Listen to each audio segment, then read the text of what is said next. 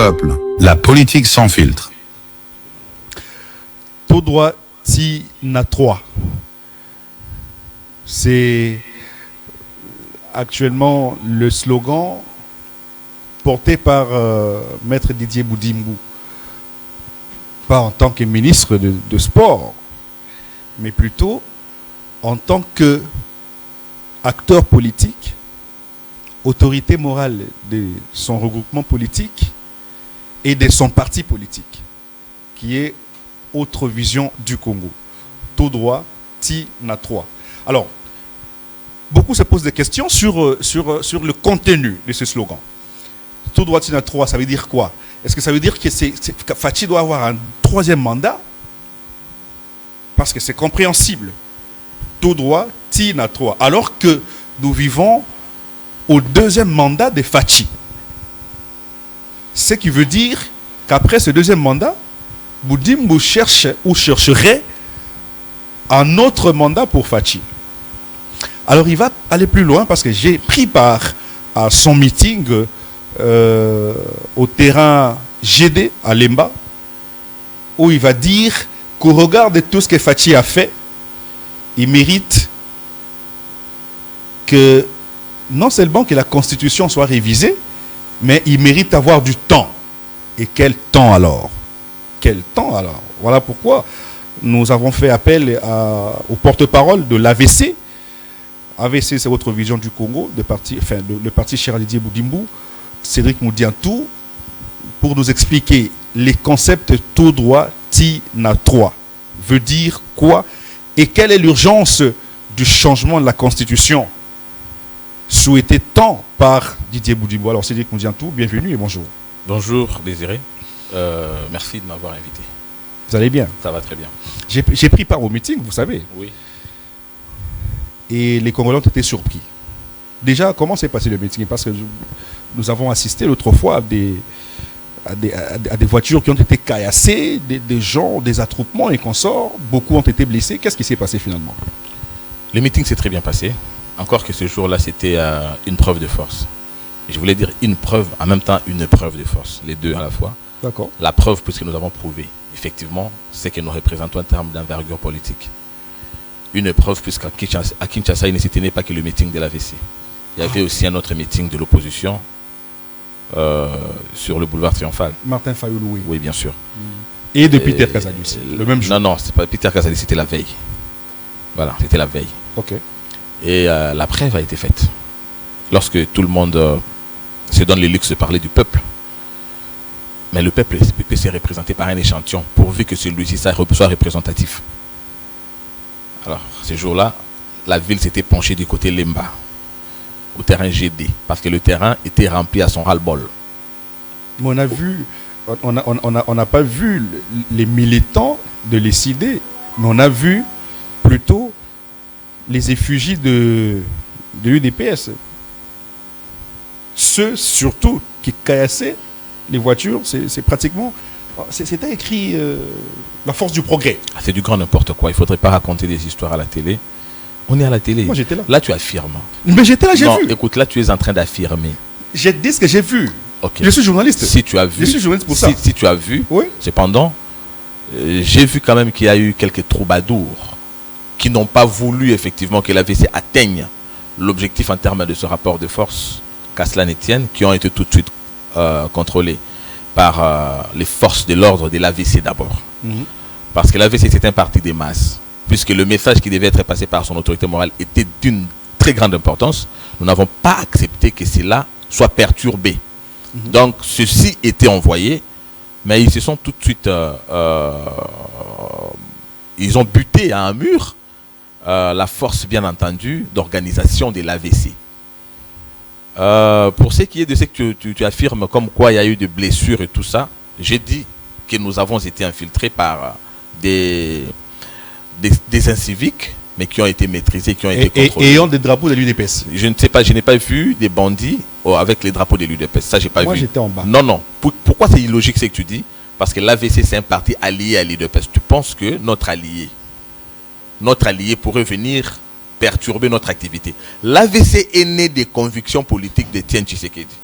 Étienne Tshisekedi, c'est la figure emblématique fondateur, ou bien un des fondateurs de l'UDPS. Donc l'AVC et l'UDPS sont liés par les sorts. Nous qui sommes liés par les sorts, nous qui œuvrons pour le bien du Congo à travers la vision du chef de l'État, l'UDPS pourrait, à ton sens, déranger l'activité de l'AVC. C'est asémantique.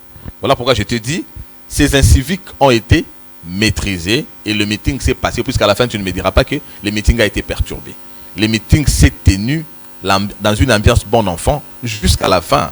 Les Congolais qui s'y étaient rendus, exclusivement les militants de l'AVC, ont capté le sens du message, bien entendu, dont tu parles. Tout droit, Tina 3. Et JB Piana a joué aussi. JB Piana a joué, mais je voudrais ici parler. Peut-être que tu vas avoir la parole, accorder la parole au porte-parole du BCBG. Il vous a aidé à avoir la masse. Du début du meeting jusqu'à sa fin. Si tu étais au meeting, oui, j'étais là. JB Piana n'a pas joué, il n'est même pas monté sur le podium. S'il est resté jouer après, il n'y a pas de problème. Mais l'agrémentation existe aussi. Puisque les Congolais se sont mobilisés sur les lieux depuis le matin. Croyant d'ailleurs, parce que nous avons vu d'autres meetings, vous voyez, les gens viennent suivre le musicien. Mais du début à la fin, on n'avait pas d'agrémentation musicale. Il y avait de l'animation du parti, jusqu'à ce que l'autorité morale de l'AVC vienne passer son message. Il est reparti. Après nous, moi j'ai appris qu'après, parce que j'ai pas vu, j'ai appris qu'après lui, JB Piana s'est remonté sur le podium. Lui-même a annoncé JB. Pendant qu'il était là, JB aussi était là. J'ai dit ceci. Pendant qu'il tenait pendant qu'il avait la parole, JB était là. Bien sûr. Moi je l'ai vu. D'accord, dans ces cas-là, JB est monté avant ou après? Non. Pendant la parole. Je sais que c'est pas ça, c'est pas l'essentiel. Oui, c'est pas l'essentiel. JB est monté avant ou après? Pour vous prouver que non, dis-moi. La masse s'était partagée. Parce que pendant que JB avait pendant que Boudimbo avait la parole, JB était sur place. J'ai dit ceci. Oui. Nous avons accompagné l'autorité de référence de l'AVC jusqu'au podium. Donc, je n'ai vu aucune effigie. Je n'ai pas vu de banderole où il a été annoncé meeting, JB sera là. Parce que les gens se mobiliseraient si on a fait le marketing du meeting au nom de JB Piana. Non. Nous avons dit des militants de l'AVC qui venaient au meeting. Nulle part c'était mentionné JB allait venir. Et il est évident qu'un Congolais vienne agrémenter en attendant que le message passe, qui n'a pas été le cas puisque JB Piana est venu après et il aurait joué après les meetings. C'est-à-dire après le message d'autorité morale, ça veut dire que en termes de corrélation entre la masse et l'influence de JB Piana, ça donne 0. Et ça lui a cherché des problèmes sérieux, JB. Aujourd'hui, il est vilipendé par des Congolais. Tu m'as invité pour parler de JB, c'est ça? Non. Tu m'as présenté comme porte-parole de l'AVC. Je parle de la masse que vous comment aviez tu eue. vas me dire JB Piana et tout ça? J'ai pas de la masse que vous aviez eue. Essayons de relever parce le qu'il débat. semblerait que la masse que vous avez eue, vous avez dit ici, vous avez prouvé votre force, non? Non, parce que là, tu es en train de me dire que ça crée des problèmes à JB. Moi, je ne suis pas venu parler de JB Piana ici. Au début, vous avez sinon, dit... alors, au début, remplace-moi par le porte-parole de BCBG. Au début, vous avez dit que la masse était de vous. Alors que la masse, on dit que la masse est venue de lui. Alors, on va revenir sur ça parce que vous n'aimez pas en parler. Alors que... Non, j'aime parler des questions importantes. Oui, mais c'est important. Non. C'est important. Vous chantez la masse, ce qui est important, je l'ai déjà dit. Alors, les détails, JB, moi, je ne connais rien de tout ça. Je suis venu ici comme porte-parole de l'AVC. Et les meetings, les gens se sont amassés sur ce terrain-là depuis 7 heures. L'autorité morale est arrivée dans l'après-midi. Tout le monde est resté là. Après, il est reparti. Moi-même, j'ai fait le meeting, mais JB n'était pas encore monté. Donc voilà. Toi aussi, tu le sais. S'il y a eu des voyous qui ont cassé, de toutes les façons, j'ai appris, j'ai vu ces voyous venir, mais j'ai vu également notre organisation, comment elle a pu mater cette tentative de renversement d'organisation. Mais après, tout s'est déroulé dans un climat de convivialité. Comment vous avez fait avec tout ce qui était tout ce qu'on a cassé, des voitures des gens, des parcelles qui environnent la... J'ai pas vu une voiture cassée, j'ai pas vu ça. Ah d'accord. J'ai pas vu ça. Alors, tout droit Tina 3. Tout droit Tina 3. Ça suppose que vous cherchez un 3e mandat pour Fachi ou vous avez un autre contenu à donner? La signification à donner ici, elle est à 2 niveaux. Nous avons un niveau politique. Intellectuel d'ailleurs, c'est lié. Je les prends cette fois-ci de manière liée, politique et intellectuelle. Je voudrais aussi que l'on en parle de manière toujours intellectuelle, mais cette fois-ci arithmétique. N'est-ce pas? Nous savons tous que dans un cadre de réforme constitutionnelle, quoique ce n'est pas ça l'objectif, nous ne faisons pas la réforme constitutionnelle pour pérenniser l'individu Félix Tshisekedi. Et c'est ça d'ailleurs l'échec. L'échec, c'est lorsqu'en lieu et place de discuter sur ce qui projette l'avenir pour tous, on est en train de personnaliser le débat. On met de la passion dans un débat qui se veut dépassionné et républicain. Nous avons un point commun. Toutes les formations politiques, aussi bien du pouvoir que de l'opposition. Je te mets à défi.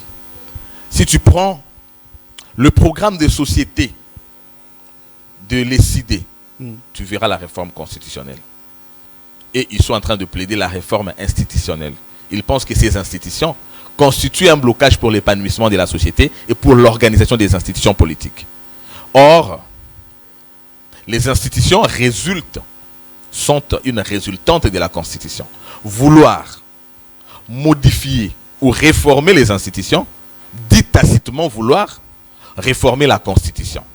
Vous allez chez Moïse Katumbi, tout comme chez Matata Ponyo.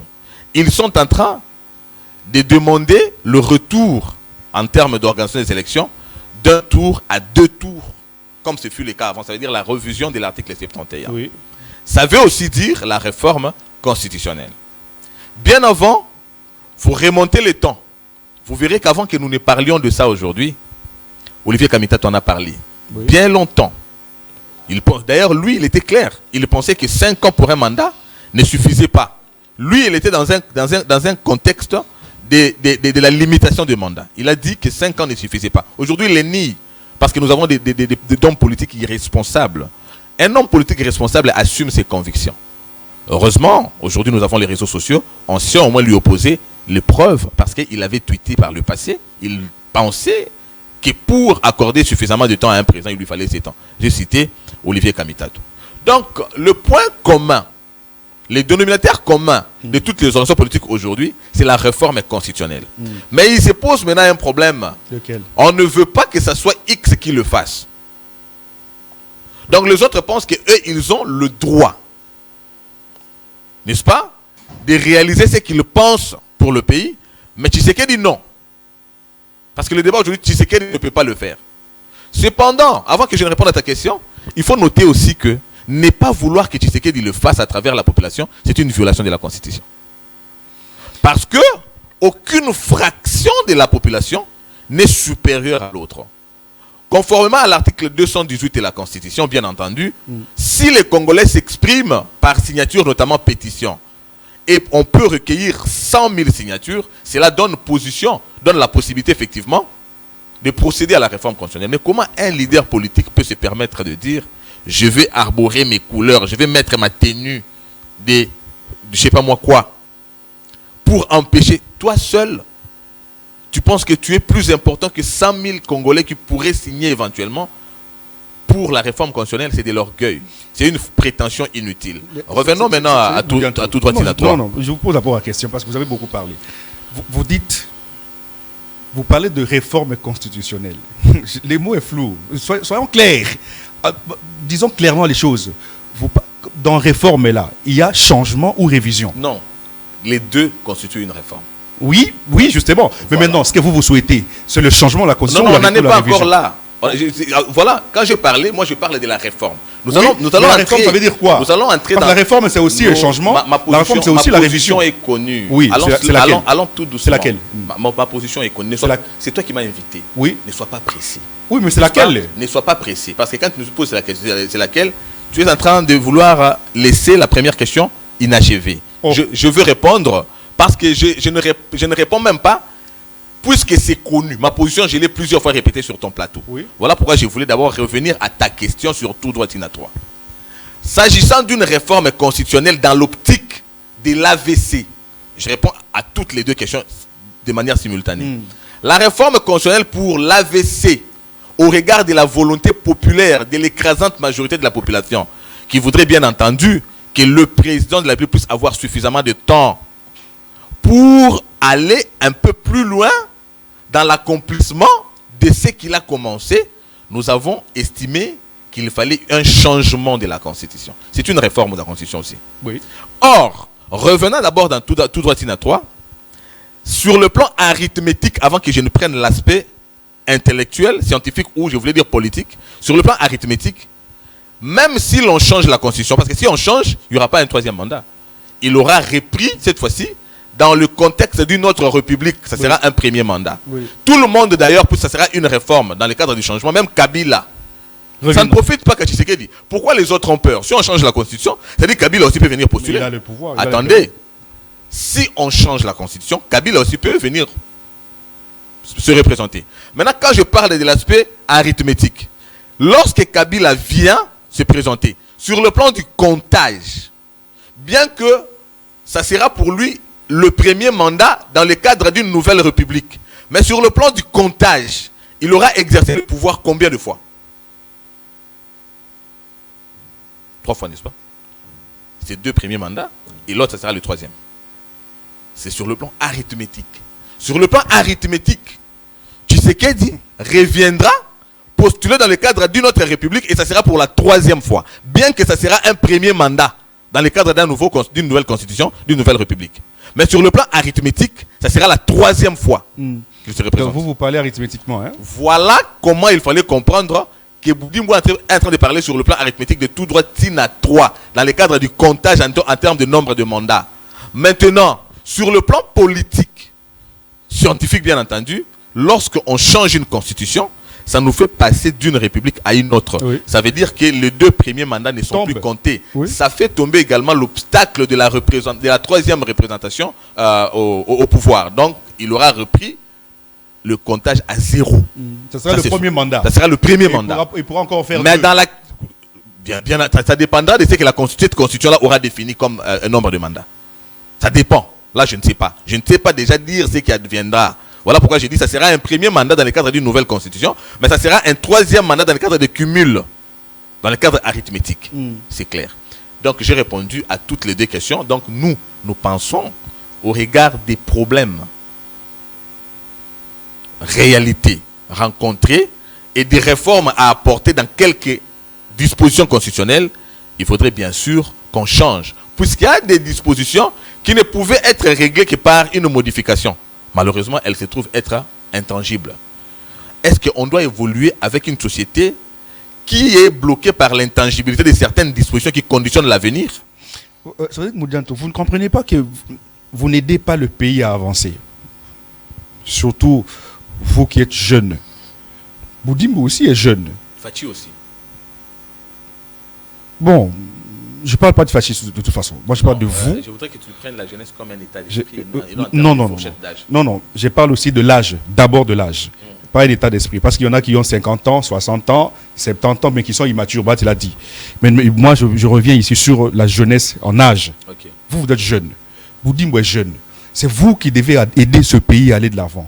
C'est vous qui devez consolider la jeune démocratie que nous avons aujourd'hui. Mais quand vous préférez qu'un individu s'éternise au pouvoir, réclamez le temps pour lui parce qu'il a, entre guillemets, bien travaillé, vous ne trouvez pas que vous mettez le pays à genoux alors que vous devriez l'aider à marcher? Tu as raison, je suis jeune. Mais si nous avons aussi des problèmes que nous avons aujourd'hui, c'est un jeune qui se permet de faire alliance à un vieux d'un autre pays pour vendre son pays. C'est un jeune, non? Donc le problème ici, ce n'est pas un modèle. C'est pas un modèle. Alors, mais vous voulez imiter? Voilà, non, c'était un exemple pour te dire qu'il ne s'agit pas de dire jeune, puisque dans la jeunesse, il y a des antivaleurs. Oui, je n'ai pas dit le contraire. Alors, il ne faudrait pas que tu prennes la jeunesse comme un modèle. Non. Nous avons besoin des modèles en termes de maturité et de capacité, bien entendu, à reproduire un talent qui profite à la République. Combien de jeunes aujourd'hui ont rallié? Harry Magie n'est pas un jeune. Adam Chaloué n'est pas un jeune. Patience Saïba n'est pas un jeune. Mais ils ne sont pas des modèles. Attends, ce ne sont pas des modèles. Alors, à l'instar de ces racailles-là, il y a d'autres jeunes aussi. Oui, mais démontrer les contraires. Voilà, non. Justement. Mais les attends. Ça veut dire que donner un bon exemple. Vous je êtes jeune. Ne veux cependant pas que tu dises, que tu fasses croire que c'est la jeunesse, évidemment, qui constitue la solution. Et pourtant, c'est lui qui nous a plongé dans ça. C'est un jeune. N'est-ce pas? Alors, il faudrait vraiment pas que tu donnes tu donnes le sens de vouloir rendre exclusif ou bien exclusive cette mission de réaliser le bien-être du peuple congolais. Je vais te donner un exemple, ou encore je vais répondre directement à ta question. La jeunesse, il y a un dicton qui dit: si jeunesse savait si vieillesse pouvait. La jeunesse, on considère qu'elle a la vigueur, mais il lui faut le savoir. Oui. La vieillesse qui a le savoir manque la vigueur. Voilà pourquoi on dit ça appelle à une symbiose. Lorsque la jeunesse a la vigueur, mais il manque le savoir, et que la vieillesse a le savoir, il manque la vigueur, il faudrait mettre les deux ensemble. Ce qui donne, il n'y a pas de succès sans successeur, il n'y a pas de successeur sans formation. Des successeurs par le fait que c'est la jeunesse qui doit succéder, mais il lui faut une formation. Mais qui doit le former? Si on doit exclure la vieillesse, alors que la jeunesse a besoin de la formation, non, on exclut qui pas. doit le former? On n'exclut pas la Voilà vieillesse. pourquoi je dis, puisque nous avons quelqu'un que tu estimes être vieux, qui est en train d'arranger ce qu'un jeune avait détruit, alors que dans le pays, il y avait plusieurs autres jeunes qui étaient en train de chanter à la gloire de ceux qui détruisaient, qui d'ailleurs ont suivi aujourd'hui la destination de ce dernier, ralliant l'ennemi contre leur pays. C'est bien clair que nous devons soutenir ces vieux. Donc il doit rester là. Nous devons soutenir ces vieux qui a fait la différence, qui est sorti du lot depuis plus de 30 ans que le Rwanda marchait sur le Congo. Nous avons au moins quelqu'un qui a démystifié le président rwandais Paul Kagame. Et il doit rester là. Nous n'allons quand même pas prendre le risque de nous plonger à l'inconnu. Nous n'avons pas dit qu'il est éternel. Je vais le répéter puisque je l'ai déjà dit. Tshisekedi n'est pas éternel et aucune loi ne sera taillée à sa mesure. Mobutu n'a pas été éternel. J'ai dit aucune loi ne sera... Personne n'est éternel. Jésus-Christ n'a pas... Jésus-Christ en tant qu'humain n'a pas été éternel. Oui, je sais c'est pas Tshisekedi qui le sera. Oui, mais cependant... limitons alors le temps. Limitons tout dans le temps. Mais attends, tout est limité dans le temps, bien sûr. Oui, mais quand vous dites... Si ce n'était pas limité dans le temps... Non. Combien de temps il faut appeler Tshisekedi? Par exemple, combien de temps? Parce qu'il y a quelqu'un qui a posé cette question-là. On veut, oui, qu'il finisse sa mission comme vous le souhaitez. Combien de temps il lui faut? Le temps nécessaire qu'il achève ce qu'il a commencé. Mais indéfiniment. Attends. Ce qu'il lui faut, c'est de donner à la RDC là. Oui? Oui. De quand à quand? Du moment où il a commencé jusqu'à ce que la paix sera acquise. Ça veut dire qu'il pourra mourir au pouvoir. Là. Attends, non. En 7 ans. Ici, il n'y a pas de paix. Attends, quand tu dis, il n'y a pas de paix comment? Il n'y a pas de paix comment? Puisqu'en 7 ans, il a fait les grands travaux qui n'a pas été fait en 30 ans. Mais on n'a toujours pas de paix. Attends, on n'a pas toujours de paix, mais elle est acquise déjà. Oui. Oui. Donc, vous gérez Goma. Attends, il ne faudrait pas que je te fais cette remarque chaque fois. Oui. La guérison d'une maladie, elle est différente de la contamination de la maladie. Oui. La contamination peut venir rapidement, mais la guérison est processuelle. Et c'est ça la remarque. Comment? C'est ça la remarque que vous me faites. Je te fais la remarque pour que tu puisses élever les niveaux de tes questions. Elles sont trop petites. Il n'y a pas de petites questions. Oui, non, il n'y a pas de petites questions. Répondez à ma question. Non. Il faut tu combien ne de discutes temps? pas avec moi. Pose des questions, laisse-moi répondre. Je pose la question. Je voudrais quand même il faut combien de temps à faire la hauteur. Mais attends, gardons la hauteur. Oh écoute, moi, répondez à ma question. J'aime pas ça. Tu poses la question, tu me laisses réfléchir. Oui, mais justement. On ne discute pas. Je réponds aux questions. Il faut combien de temps? Je t'ai répondu. Le temps qu'il lui faut, c'est le temps nécessaire à achever la mission qu'il a commencée. Du début, quand il a commencé, nous savons. Mais il est en train de nous rapprocher d'une solution que ses prédécesseurs n'ont pas pu. C'est Félix Tshisekedi qui, aujourd'hui, donne à la RDC la possibilité de faire face à l'agression au regard de l'accord de paix signé avec le Rwanda. Comment est-ce que les autres n'ont pas pu le faire avant? Les États-Unis étaient toujours là. La RDC était ici, l'agresseur Rwanda était toujours là. La RDC avait toujours sa dotation en ressources naturelles, les mines et tout ça. Pourquoi est-ce que les autres n'avaient pas su que ces ressources étaient une potentialité qui n'était pas un ornement, mais qui pourtant devait servir pour répondre aux problèmes de la RDC, notamment la crise sécuritaire? Lorsque Tshisekedi, savant, je peux ainsi le dire, a su que nous avons une arme importante dont nous pouvons nous servir pour effectivement coincer l'adversaire et le mettre à genoux en créant un partenariat, ce qui est normal. Tshisekedi a fait, moi je considère ça une valorisation de nos ressources qui désormais constitue une réponse. À cela, nous sommes en train d'approcher la solution puisque les intérêts des États-Unis voudront qu'ils puissent s'imposer dans cette zone agressée par l'ennemi. De toutes les façons, là où est ton trésor, là sera ton cœur. Dès que Tshisekedi fait des contrats économiques avec les États-Unis et que ces contrats se trouvent dans la zone agressée, ça veut dire que les États-Unis désormais ont intérêt à travailler de manière à ce que l'agresseur ne puisse pas pénétrer cette zone. Kabila ne savait pas ça. Lorsque Kabila était président, il y avait le coltan dans ce pays, non? Lorsque Kabila était dans ce pays président, il y avait l'or dans ce pays, non? Pourquoi lui croyait que c'était un ornement, ou bien pourquoi devait-il l'utiliser, ou encore les utiliser à son propre profit? Quand nous avons quelqu'un qui nous sort un tel génie, allons-nous au regard, je ne sais pas moi, de ce que vous considérez être la démocratie, nous jeter, nous plonger à l'inconnu, en plaçant quelqu'un qui pourrait venir jouer le rôle que jouait le prédécesseur de Tshisekedi? Non. J'avais dit, les plus importants en tant que peuple congolais, qui sommes des enfants, parce que Tshisekedi c'est le père de la nation, nous devons attendre à ce que Dieu, bien sûr, protège le père à mourir lorsque les enfants auront atteint l'âge de maturité. L'âge de maturité, ça veut dire qu'ils ne se feront plus manipuler comme Kabila l'a fait. Kabila a manipulé le peuple congolais. Et l'ayant manipulé, le peuple a vu l'émergence, la marche du Rwanda sur la RDC. Maintenant que nous avons compris, maintenant que Tshisekedi nous a révélé expressis verbis que l'ennemi de la RDC s'appelait le Rwanda, chose que nous ne savions pas. Nous ne savions pas puisque la RDC a servi de pare-choc au Rwanda. La RDC a protégé le Rwanda, a accompagné l'argumentaire du victimisme du Rwanda. L'arrivée de Tshisekedi, il a fait changer la donne au niveau international et le Rwanda s'est fait sanctionner par ses propres partenaires. Aujourd'hui, Paul Kagame et ses compagnons, Paul Kagame et ses partenaires se voient coincés. Le rapport de force est placé à un certain niveau. Nous allons stomper cela parce qu'il y a envie de ce que les autres considéreraient une démocratie. Mais cette démocratie-là, nous l'avons toujours été. L'autre a fait 18 ans à détruire le pays. Lorsque les destructeurs, on leur donne 18 ans, d'autres 32 ans, mais que c'est lui qui vient réparer, on nous parle de la démocratie pour qu'on nous remplace encore une autre marionnette, et nous allons revenir à la case de départ, ce serait immature pour un peuple que nous sommes. Ça aussi, c'est un avis. Nous sommes en train de l'assumer. Mais pour autant que c'est un avis porté par l'écrasante majorité de la population. Parce que le peuple congolais, c'est ce qu'il veut. Ça ne sera jamais une fierté. Nous sommes avec vous ici. Nous entendons, on a tué à l'Est. On a tué à Goma. J'ai vu comment on a tué encore quelqu'un récemment. On a jeté quelqu'un qui a fait une révélation sur la manière dont les M23 est en train de maltraiter la population. Peut-être que nous sommes loin. Il faut être congolais patriote pour ne pas se sentir loin. Nous sommes proches de cette population-là. Qui est en train de rechercher à tout prix la paix et la solution. Mais la paix et la solution leur apportée par Tshisekedi.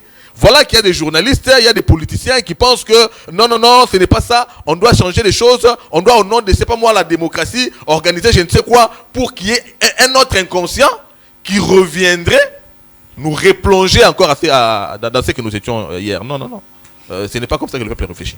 Vous avez donné tout le temps, n'est-ce pas? Ouais. Et c'est comme ça que devait agir. Vous avez eu tout le temps. Ouais. Vous avez fini finalement ce que vous avez à dire. Ma question reste pendante. Au-delà de tout ce que vous avez dit. Ouais.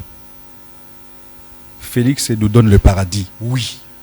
Nous donne quoi? Nous donne le paradis au Congo. Oui. Ouais. C'est l'Allemagne d'Afrique. Déjà, c'est bon. Pour parachever votre mission, il lui faut combien de temps? Non, pour... Arithmétiquement. Non. J'ai répondu à ta question. Arithmétiquement. Tu ne connais même pas il lui faut combien de temps? Tu ne connais pas l'arithmétique dans ces cas. Parce qu'en mathématiques, tu sais qu'il y a une borne ouverte et l'autre peut aussi rester ouverte. Mathématiquement, oui. Il lui faut combien de temps? C'est pourquoi je te dis, quand je t'ai donné l'exemple des bornes ici, c'est que ceux qui ont étudié, ceux qui partent à l'école ont compris. Ça veut dire quoi? Lorsque Tshisekedi a commencé, nous savons. Mais nous disons... Mais quand il pourra partir, nous disons ceci. Nous disons ceci. Il peut partir aussi demain ou après-demain. Ah, donc il aura achevé sa mission. Ça veut demain. dire le plus important pour nous, c'est la paix. Pour le moment, il est le seul. Nous l'aurons quand? Non, mais attends. Quand tu me dis nous l'aurons quand? Oui. Alors que nous sommes dans un processus. La bataille continue. Mais ça a pris 5 ans. C'est une guerre qui a pris 30 ans après en plus. Oh, mais comment ça? Oui. C'est une guerre qui a plus de 30 ans. Et puis? Alors? Ça va prendre 30 ans. Non. Mais attends, réfléchissons. J'ai déjà répondu à ta question, mais apparemment tu es le seul maintenant qui ne comprend pas. J'ai dit ceci. Le temps qu'il lui faut, c'est le temps qui se rapporte à la paix que nous aurons effectivement. Si cette paix nous l'aurons dans 2 jours, il partira. Si nous l'aurons dans 10 jours, il partira dans 10 jours. Donc nous ne savons pas à quel moment net la paix, oui je te dis, je réponds. Nous ne savons pas à quel moment net la paix définitive, ça veut dire que le Rwanda ne pourra plus jamais. Vous voulez qu'on vous donne le pays comme ça là? On n'a pas dit qu'on donne le pays comme ça. Parce que j'ai dit qu'il pourrait se partir dans 2 ans. C'est pas possible. Il doit, c'est bien pour ça qu'on a parlé de la mission. La mission qui est un des éléments se trouvant dans son mandat, notamment la pacification et la paix. Pour la paix, il a prouvé que c'était pas un homme, pas un homme qui croisait les bras. Comment les jeunes Il nous a mis à la porte de la paix. Vous avez une constitution, au lieu de la respecter, vous voulez la piétiner. On a piétiné quoi? Et quand toi, mais quand toi tu es en train de parler de la paix, de la constitution piétinée, avec ta couleur politique connue, ceux qui sont en train aujourd'hui, ceux qui sont en train aujourd'hui de réclamer le respect de la constitution, ça devait nous interpeller. Vous avez les M23. Moi j'ai une couleur politique. Soyons réfléchis. Je n'ai pas de couleur politique. Soyons réfléchis. Je n'ai pas de couleur politique. Commencez par retirer ça. Non, je ne saurais pas retirer une vérité. Non, je n'ai pas de couleur politique. Moi, je ne saurais pas retirer une vérité. Journaliste. Oui, j'assume ce que je sais parce que moi, je suis journaliste. Quel journaliste? Attends, tu es journaliste, mais aujourd'hui au Congo, nous savons tous les tendances de journalistes. Toi aussi, tu en as une. Mais toi qui as une tendance, regarde un peu. Ça doit inquiéter que ce soit le M23 qui réclame le respect de la Constitution. N'est-ce pas lorsque l'ennemi réclame le respect de la Constitution, c'est qu'il a un intérêt dans cette Constitution-là? Non, déjà ça, seulement ça. Le M23, porté par le Rwanda, dit il faut respecter cette Constitution-là. Justement. Non, toi tu es un ennemi. Toi tu veux le renversement du régime. Toi tu veux le malheur du peuple. Toi tu tues. Déjà tu poses les actes de violation de la Constitution. Mais en même temps, tu dis qu'il faut respecter cette Constitution. Ça veut dire que l'ennemi trouve son intérêt dans cette Constitution. Si vous ne rencontrez pas les diables dans votre chemin, c'est tout le monde qui trouve ses intérêts dans cette Constitution. Et l'ennemi. Tout Congolais. Non, attends. Les M23, c'est pas Congolais, c'est le Rwanda. Maintenant, lorsque le Rwanda trouve l'intérêt dans une Constitution congolaise, donc le Congolais aussi trouve l'intérêt dans cette même Constitution. Non, mais... Attends, on est où là? Non, le problème, c'est l'intention. L'intention qui réside derrière la réclamation du changement de la Constitution. Tu es d'accord avec moi? Parce que l'intention, vous l'avez révélé. Tu es d'accord avec moi? C'est l'intention déjà. Tu es d'accord avec moi que le Rwanda veut que cette constitution soit maintenue? D'accord? Je ne suis pas d'accord. Tu es d'accord avec moi? Je sais pas. Tu es d'accord avec moi? Moi, je parle de Congolais. Tu es d'accord avec moi? Ici, je parle de Congolais. Tu es d'accord, en tant que journaliste, tu es d'accord avec moi du lien qu'il y a entre le M23 et le Rwanda? En tout cas, je parle de Congolais, moi. Non. C'est pas mon rôle. Ici, mais je pose des questions comme Congolais. Tu es d'accord avec moi que l'AFC M23 est soutenu par le Rwanda? Si toi, en tant que journaliste, tu dois l'assumer parce que c'est moi qui pose des questions. Le Rwanda est sanctionné pourquoi? Maintenant, lorsque le Rwanda qui porte le combat du M23 demande à travers le M23 le respect de la Constitution, le Rwanda veut qu'on respecte la Constitution congolaise. Ça pose problème. Non, attends. Le Rwanda veut qu'on respecte la Constitution congolaise. C'est que le Rwanda trouve un intérêt dans la Constitution congolaise. Quand les États-Unis disent qu'il faut respecter la Constitution, eux ont le droit de le dire. Mais un autre pays ne peut pas le dire. Les États-Unis, les États-Unis nous agressent. Mais un voisin peut vous interpeller. Les États-Unis nous agressent. Un voisin peut vous interpeller. J'ai posé la question. Les États-Unis nous agressent, c'est ça, non? Oh, mais vous aviez toujours dit. Les États-Unis nous agressent. Mais vous aviez toujours dit. Tu vois maintenant la réflexion? Lorsque les États-Unis ne donnent même pas d'injonction, souhaitent, alors que les États-Unis ne nous agressent pas. Qui était derrière le Rwanda? Entre le Rwanda et les États-Unis, notre ennemi, c'est qui? Qui était derrière le Rwanda? Attends d'abord, cher ami. Vous parlez d'une guerre asymétrique, les grandes puissances se cachent derrière le Rwanda, les grandes puissances, c'est notamment les États-Unis et la France. Non. Justement. Non. Oh. Non. Oh, aujourd'hui, attends, pourquoi j'ai dit non? Non, pourquoi j'ai dit non? Le Rwanda a travaillé avec les grandes puissances à travers les intérêts économiques des multinationales. Là, ça c'est de l'économie. Les multinationales, ça c'est le caractère amoral. Je dis c'est le caractère amoral de l'économie. Sur le plan économique, on peut vendre même les diambas. Pour autant que ça apporte les lucres, ça va. Amoral, j'ai dit sur le plan amoral. Parce que les multinationales ne sont pas régies par les lois qui régissent les États. Maintenant, les États-Unis agissent comme État. Donc le partenariat, la collaboration s'est faite entre États. Le Rwanda a travaillé avec les multinationales qui ne sont pas des États. Ça, tu devais noter franchement. Tu vois? Maintenant, ici, le Rwanda trouve l'intérêt dans la constitution congolaise. Tenez, cette constitution congolaise, le Rwanda ayant des relations avec Kabila. Regardez.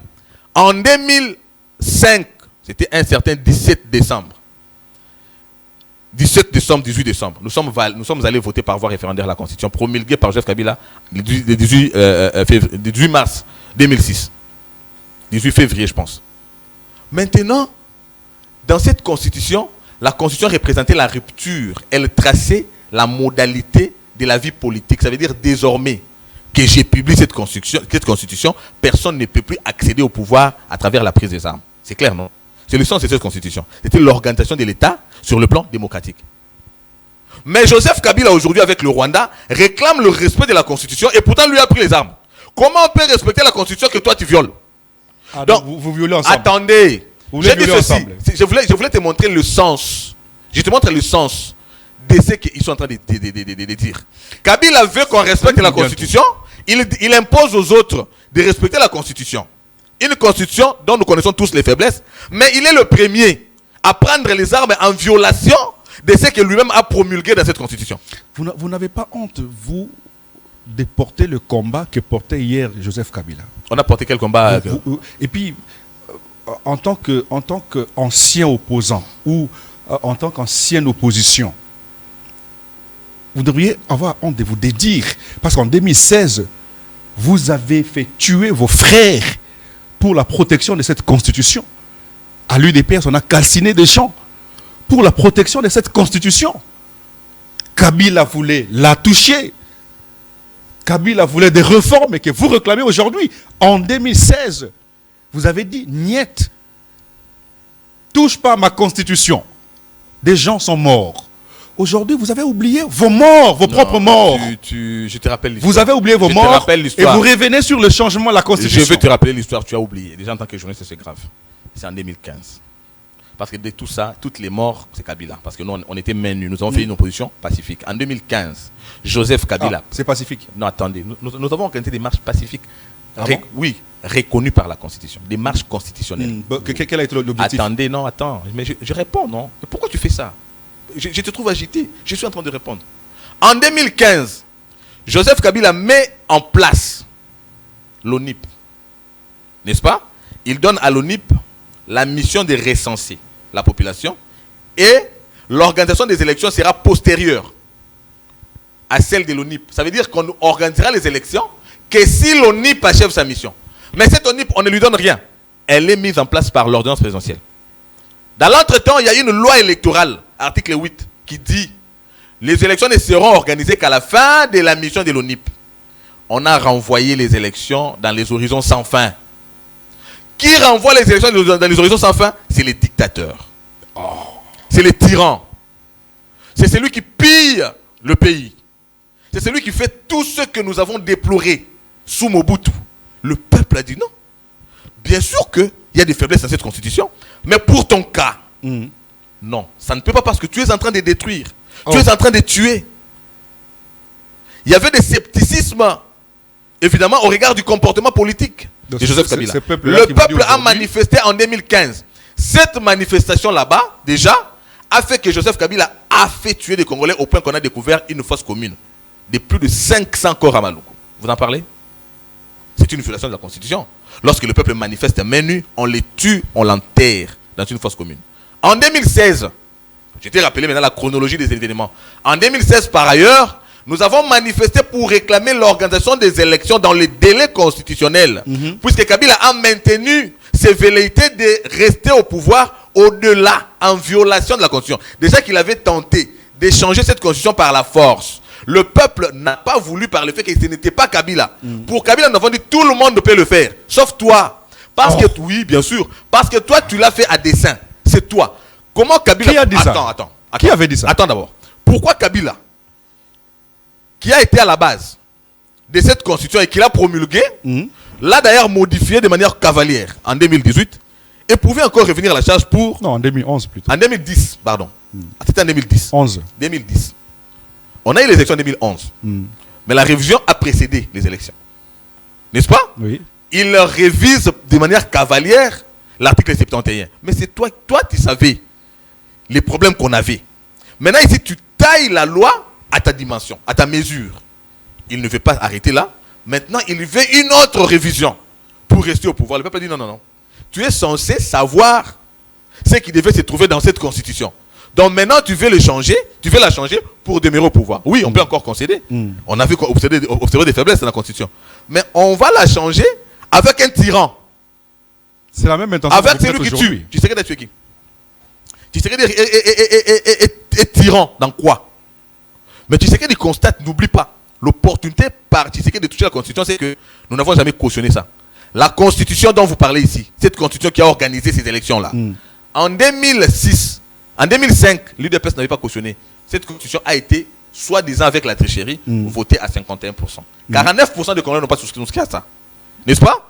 Vous l'avez quand même protégé. Attends, par la suite. Nous avons protégé ça face à celui qui voulait manipuler la même constitution. Il a même appelé, Kabila a appelé cette constitution ma constitution. Qu'est-ce qui prouve que vous ne voulez pas manipuler la même constitution? Est-ce que tu sais que Kabila l'a appelé ma constitution? Mais non.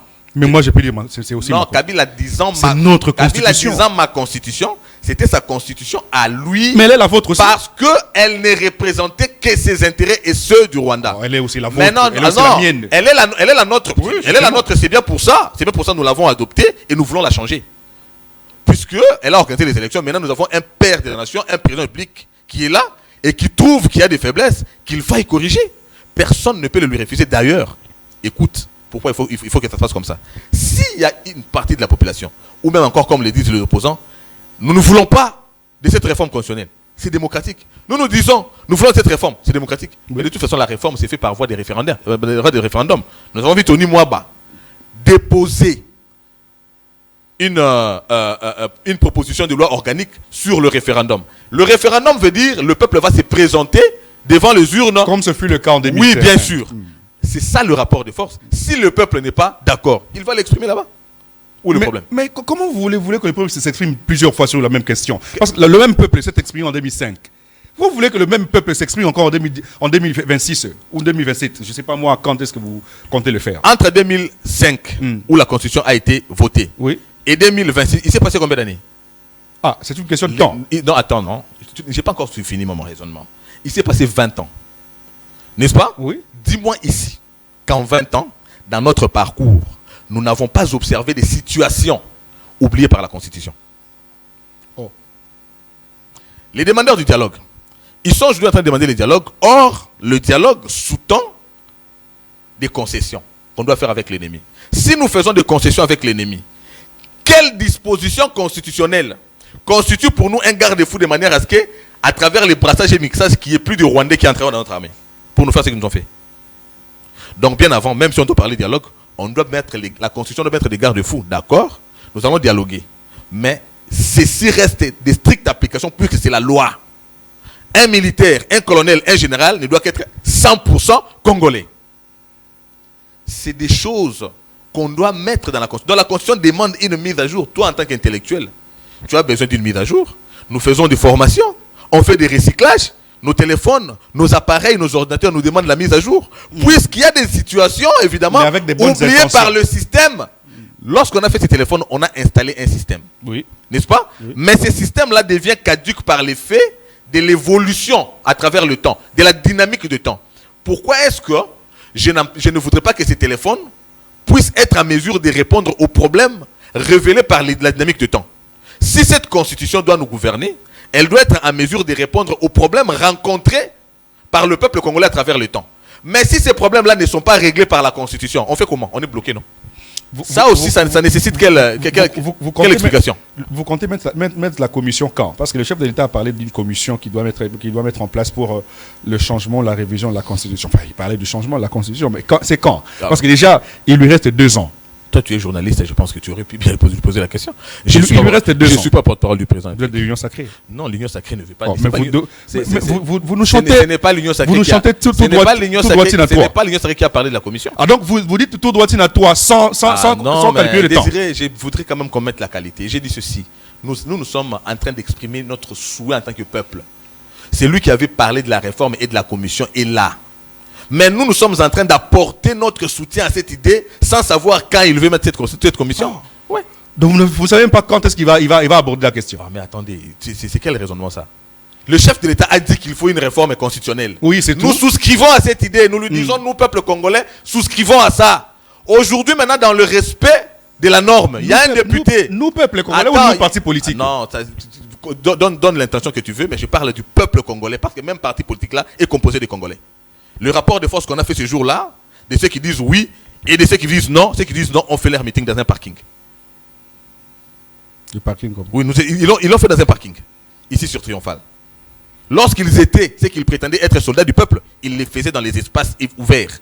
Mais cette fois-ci, c'était dans un parking. Ils n'ont pas d'argent pour mobiliser. Je sais pas si ils en ont trouvé où, ça je ne sais pas. Mais tout ce que j'ai constaté, c'est que nous avons constaté, c'est que le peuple congolais qui parle, le peuple congolais qui sait ce qui lui est intéressant, veut la réforme constitutionnelle. Elle s'est exprimée.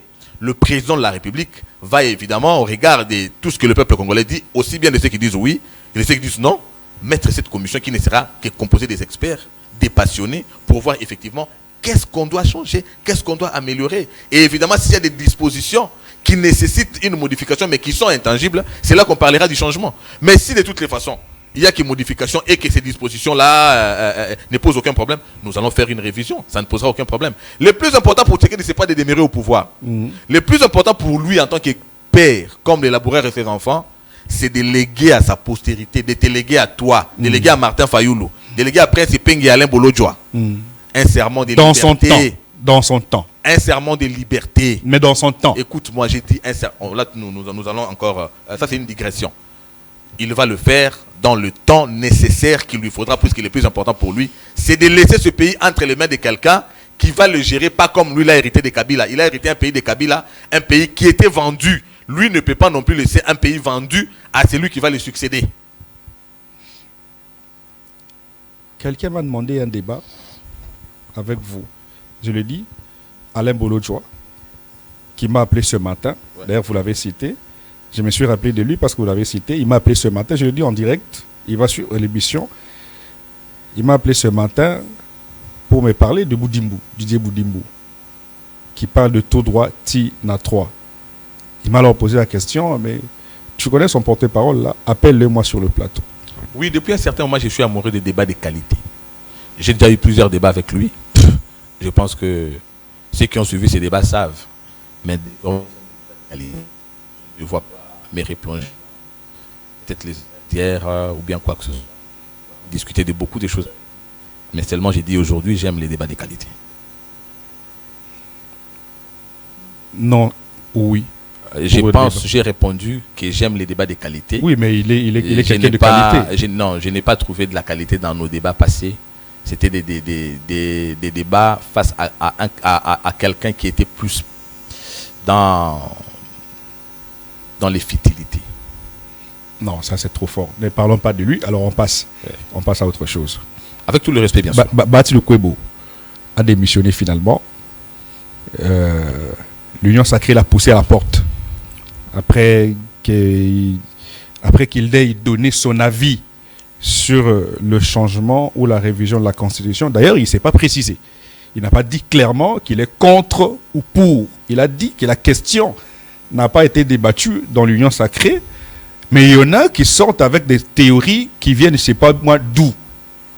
Aujourd'hui, juste pour cette petite déclaration, qui d'ailleurs n'était pas à l'ordre du jour, c'est une question venant d'un journaliste, et se retrouve à l'extérieur des institutions. Et une pétition a été... les signatures ont été collectées, une pétition a été déposée, le bureau a reçu, et il est poussé à la démission. Il a démissionné. Ça vous dit quoi? Fissure de l'Union sacrée? Non, fissure de l'Union sacrée, union dans l'Union sacrée, je pense que l'Union sacrée devait d'abord être l'image et la représentation du peuple. L'Union sacrée ne peut jamais être réduite en individu. Non. Le président de la République n'a pas été élu par l'Union sacrée, non. Le premier a été élu par le peuple congolais. S'il y a quelques individus au sein de l'Union sacrée, au regard de leurs agendas, qui posent certains actes et qui peuvent évidemment penser qu'ils peuvent faire chanter tout un pays, l'Union sacrée, c'est d'abord le peuple congolais. J'avais beaucoup regretté, et je l'ai toujours dit bien entendu, aussi bien sur ton plateau qu'ailleurs, les chefs de l'État est malheureusement entouré que des hypocrites. Okay. Des hypocrites, des gens à double face, des bifaces, des bipolaires. Ils sont ici les jours, ils sont ailleurs la nuit. Mais puisque Dieu a mis un témoin dans l'homme, c'est la conscience, Ça veut dire qu'on ne peut pas tromper à tout moment. Vous voyez? On ne peut jamais être menteur à tout moment. Votre conscience vous poussera à dire la vérité. C'est bien pour ça qu'on dit c'est de l'abondance du cœur que la bouche parle. Tout à fait. Lorsque le président de la FDC, l'honorable Modeste Bahati Lukwebo, avait parlé, c'était son cœur qui parlait. Je veux par rapport à ça revenir à cette disposition de la nomination d'un informateur pour désigner la majorité. Oui. Quand on cherche cette majorité, ils viennent jamais poser la question. On va marcher ensemble et qu'est-ce que tu penses faire dans le temps?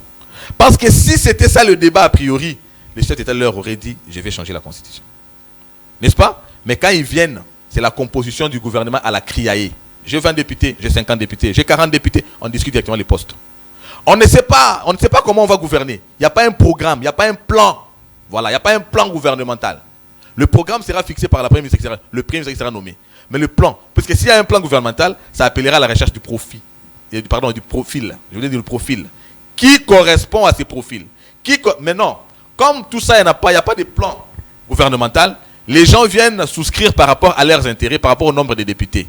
Voilà pourquoi ils ne savent pas la vision de celui qui les invite. Or, ça devait être d'abord la vision. On va marcher comment? Qu'est-ce que tu entends faire demain? Si le président Bahati savait, au regard de ce qu'il pense être homme d'État, la première question devrait être qu'est-ce que nous allons faire? Quelle est ta vision dans le temps?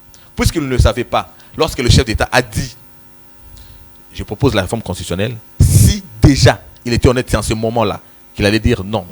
Il n'a pas dit non. Je ne souscris pas à ça. Même au point de presse, il n'a pas dit non. Le chef de l'État a a présenté la Constitution comme ayant des faiblesses. Il n'a pas contredit. J'ai vu même, je l'ai vu acclamer lorsque l'Union Sacrée a présenté sa nouvelle équipe ici, c'était, je sais pas moi, centre culturel. Mais c'est après qu'il contredit le chef d'État en disant la Constitution n'a pas de faiblesse. On n'a pas un problème de texte, on a un problème d'homme. Oui. Or, si on a un problème d'homme, c'est qu'on a un problème de texte. Parce que Bahati Lukwebo est la conséquence de la faiblesse des textes. S'il n'y avait pas de faiblesse des textes, Bahati ne peut pas être là. Bahati bénéficie de la faiblesse des textes. Bahati, c'est le produit du statu quo. Bahati n'a pas ton argent. Et tu n'as pas l'argent de Bahati. Vous n'avez pas le même niveau. Peut-être que tu as aussi les bonnes intentions. Mais quand on ira aux élections, avec un peuple congolais qui pense que c'est le seul moment où il faut manger, il faut profiter, Bahati n'a même pas besoin de parler. Il va donner l'argent. Toi, on va te chasser. Mais après, c'est les mêmes personnes qui retournent, le peuple. Parce que tu dis, vous parlez du peuple. Mais le même peuple dit, chaque remaniement, le peuple dit quoi? Mais quand le peuple dit ils ne savent pas que c'est la Constitution, puisqu'ils sont là à cause de la composition du gouvernement. En même temps, il se pose un problème de redevabilité. Moi, aujourd'hui, on m'envoie par mon autorité morale. Toi, on envoie par... Déjà, tu te diras, si je deviens ministre, c'est à cause de qui? De mon autorité morale. Je suis redevable direct de mon autorité morale. Parce que si je ne fais pas ce qu'il me dit, il va m'échanger. Il m'échangera carrément. Ça pose un problème de redevabilité à l'État, à travers le chef de l'État. Nous avons la routine. Nous avons des serviteurs des autorités morales. Une constitution qui lie les mains d'un pays et du président de la République.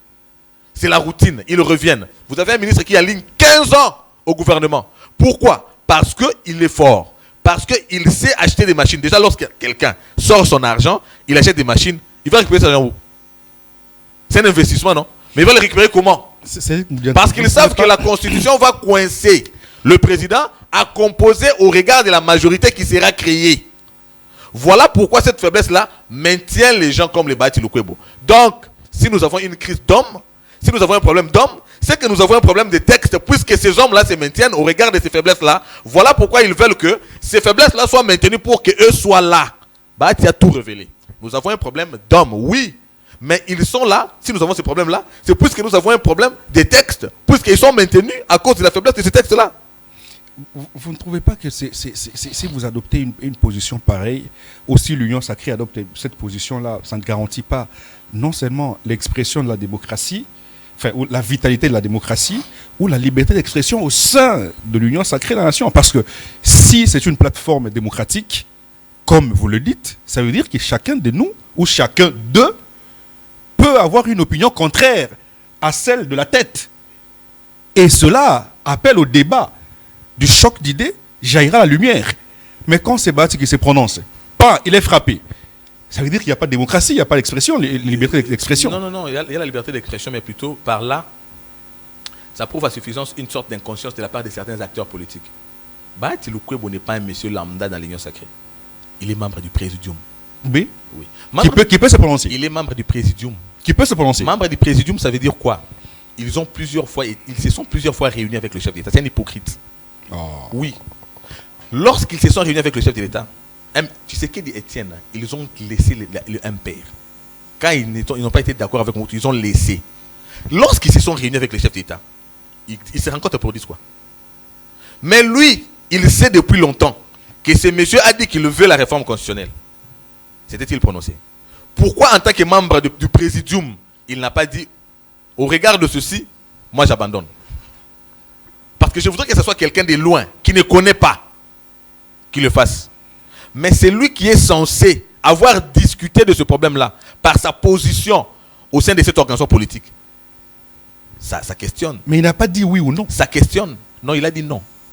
Non, il n'a pas dit non. Il a dit non. Il a même critiqué d'autres leaders politiques. Non, L'autre il a critiqué. Non, il a critiqué. Il a dit les autres qui sont en train de parler. Il a critiqué la théorie scientifique. Non. Je viens. Il a dit ceci. Il a critiqué 2 personnes. Oui. Il a critiqué les profs Mbata. Et il a critiqué les profs. Il ne l'a pas cité nommément. Il ne l'a pas cité nommément. C'est pas question de citer. C'est question d'être intelligent pour comprendre et se rappeler des propos de chacun. Oui. C'est lui qui avait dit que la vieillesse de la Constitution, 17 ans et tout ça, c'est qui? C'est vrai, c'est Bouchab. Mais lui, il a dit qu'il y a des gens qui sont immatures, qui sont plus âgés. D'abord, traiter les autres. Oui, mais en tant que scientifique, il peut mettre son avis scientifique. Mais tu me laisses parler, Désiré. Bon, moi, je te laisse parler et puis je vais prendre la parole. Vas-y. Très bien. Bahati Lukwebo est d'abord professeur d'université. Ça, nous devons retenir. Tout le monde peut l'être. Qu'en tant que scientifique, il peut se prononcer comme scientifique. Oui. Et sur cette question-là, il s'est prononcé comme scientifique parce que l'autre s'est prononcé également comme scientifique. Il a dit qu'aucune constitution ne peut avoir la durée de vie de 17 ans. Enfin, la limite, c'est 17 ans, mais la nôtre a 20 ans. Ce qui veut dire, scientifiquement, que c'est une constitution vieille. Lui, en tant que scientifique, professeur d'université, que nous sommes bas, nous deux, il s'est prononcé comme scientifique. Et il a dit, d'où sort cette théorie-là? Ok, toi, tu connais un débat scientifique? Je suis scientifique. Tu connais pas un débat scientifique? Je suis purement scientifique. Mais encore que tu connais pas. Pourquoi? Je suis purement scientifique. Non, c'est une autoproclamation. À ce point-là, je suis calé. C'est une autoproclamation. Tu sais pourquoi? Si tu étais vraiment scientifique comme tu le prétends, oui, il y a la contradiction dans ce que tu dis. D'accord. Bouchab, en parlant des 17 ans sur le plan scientifique, il s'est référé, n'est-ce pas, à des théories. Non évoquées. Attendez. Il s'est référé à des théories, à des théorèmes. Vrai ou faux? Non évoqué. J'ai dit à des théorèmes. Quand on cite déjà, ça veut dire qu'on te laisse aussi d'aller vérifier. Cite-moi aussi les théorèmes évoqués par Bahati Lukwebo pour que ça soit un débat scientifique.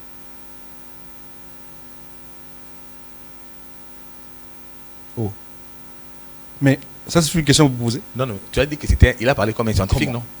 Mais c'est le premier qui... Non, mais les débats... Je t'ai dit comment c'est fait le débat scientifique. Un débat scientifique, c'est fait de cette façon. Donne-moi le théorème évoqué par Bahati Lukwebo pour réfuter la thèse de l'autre. Il a parlé comme un politique. Il a parlé comme un politique. Puisque comme scientifique, il allait dire, nous avons un problème d'homme au regard de tel théorème. Il a parlé comme politique. Bouchab. Je parle de Bahati. Bouchab alors. Bouchab a parlé comme un scientifique parce que, oui, j'ai dit qu'il a évoqué des théorèmes. Tu connais un théorème? C'est quelle question? Non, mais dis-moi c'est quoi un théorème? Allez-y, répondez à ma question. Répondez à ma question. Vous invitez les gens. C'est dramatique ce que vous faites. Sur des questions que vous ignorez. Sur un plateau de télévision. Tu vois maintenant? Alors, je te dis que Bahati Lukwebo a parlé comme un politique. Voilà pourquoi il a dit on a un problème d'homme, on n'a pas un problème de texte. Or, moi, je te dis, ce problème d'homme-là est la résultante du problème des textes. Maintenant, lui protège les textes puisqu'il en bénéficie. Alors, nous sommes à la fin de l'émission. Vous avez 1 minute. Et vous avez affaire à quelqu'un qui a 4 distinctions à l'IFASIC. C'est à la télé que je l'ai dit. Vous avez 1 minute pour nous expliquer ce que ça veut dire tout droit à 3 et dire au chef de l'État que l'idée du changement de la Constitution, ça pourrait peut-être être une idée incendiaire qui pourrait peut-être brûler le pays demain. Le président de la République, nous continuons à porter en tant que peuple congolais, l'idée d'une réforme constitutionnelle qui aille dans le sens du changement de la Constitution, puisque si vous ne le faites pas, les autres les feront, mais ça sera à leur intérêt. Vous êtes le seul à pouvoir le faire à l'intérêt du peuple congolais. Voilà pourquoi nous souscrivons à cette idée. Nous saluons le fait que l'honorable Tony Mwaba ait déposé cette proposition de loi. Le peuple congolais en est fier, puisque dès l'instant que le Rwanda nous montre qu'il a un intérêt dans la constitution qui est nôtre, ça veut dire que cette constitution ne profite plus à nous, mais au Rwanda. Donc, le Rwanda révèle chaque jour que ce n'est pas notre constitution, c'est vraiment une constitution qui a été faite à dessein pour l'intérêt du Rwanda, qui avait un affidé à la tête de la République démocratique du Congo. Voilà pourquoi nous nous disons, tout droitine à trois voudrait bien entendu voir le chef de l'État avoir suffisamment de temps d'achever cette mission qu'il a commencé, notamment de la pacification de la RDC et évidemment de coincer, de boucher toutes les voies par lesquelles passer la déstabilisation de la RDC à travers le Rwanda. Tout droitine à trois n'est pas une expression de maintenir un individu éternellement au pouvoir, puisque ça ne sera jamais le cas. Mais le plus important pour nous, nous refusons aussi de nous plonger à l'inconnu. D'ailleurs, lorsqu'il y a un changement de la Constitution, ceux qui se vantent avoir toujours été populaires, ils auront la possibilité de venir faire preuve de leur popularité à travers les élections. Nous sommes ouverts à ce genre de compétition. Alors, nous allons nous battre là-bas. Il faudrait bien sûr que nous réglions nos problèmes à travers la Constitution qui a révélé toutes ses faiblesses à travers les temps et qui doit être la Bible que nous allons léguer à notre postérité. Alors, j'aimerais profiter de cette occasion pour relever une question.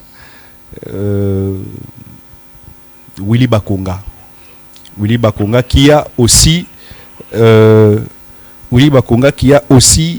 précisé clairement qu'il est pour le changement de la Constitution. Et d'ailleurs, lui, il marche également aux côtés du chef de l'État parce qu'il parle de réforme de la Constitution. Et il est le seul jusque-là, parmi ceux qui sont à l'extérieur des institutions, de l'avoir dit haut et fort que le chef de l'État doit demeurer et il doit rester parce que on doit changer cette constitution. On va suivre cette petite vidéo avec Elohim et puis on va revenir pour terminer l'émission.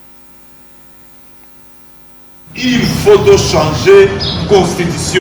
Il faut changer constitution. Et comme la première république est échouée, comme la deuxième aussi est échouée, la troisième peut échouer. Fati aza kotombola abimisi mutu misale ezosala ezomonana yango wana na Fati il faut tokota 4e république. 4e république na Fati Béton qui a dit que Fati asili a kolongwa alongwa na nini biso ba congolais tolobi iyo atikala wa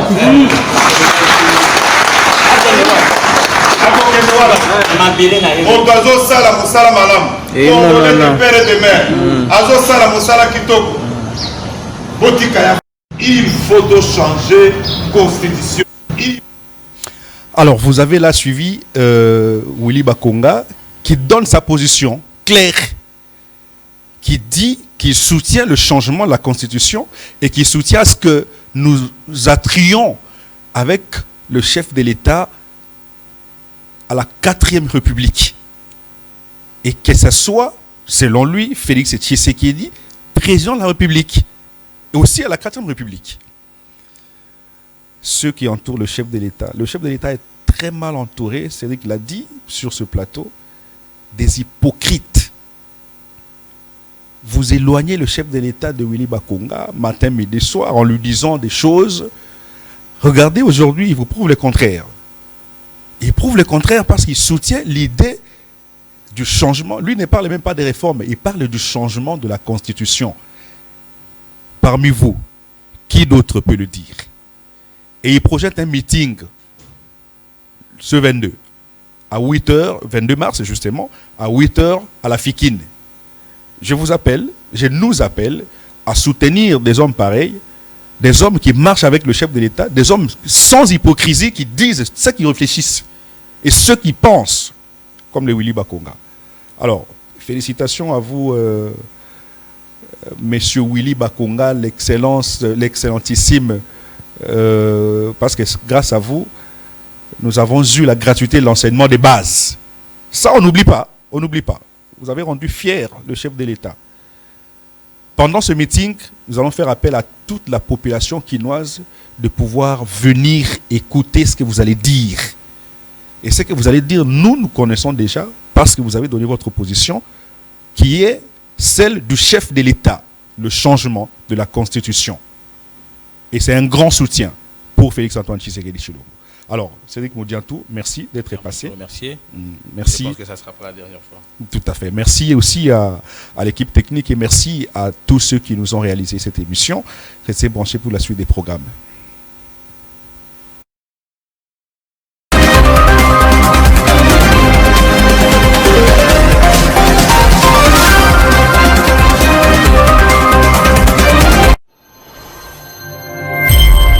L'œil du peuple.